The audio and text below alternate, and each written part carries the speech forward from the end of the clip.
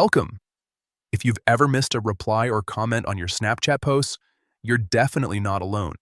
Keeping up with interactions is part of the fun, and turning on comment notifications makes sure you never miss a thing.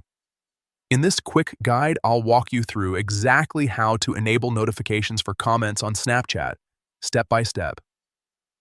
First, go ahead and open your Snapchat app. Once you're on the main screen, look at the top left corner and tap on your Bitmoji or profile icon. This will take you to your profile page, where you can manage your account settings and preferences. Next, in the top right corner of your profile screen, you'll see a small gear icon. Tap on that to open the Settings menu. This is where Snapchat keeps all the controls for your account, including privacy, notifications, and more. Now scroll down a bit until you find the Notifications option. Tap on it, and you'll be taken to a page where you can customize exactly what alerts you want to receive.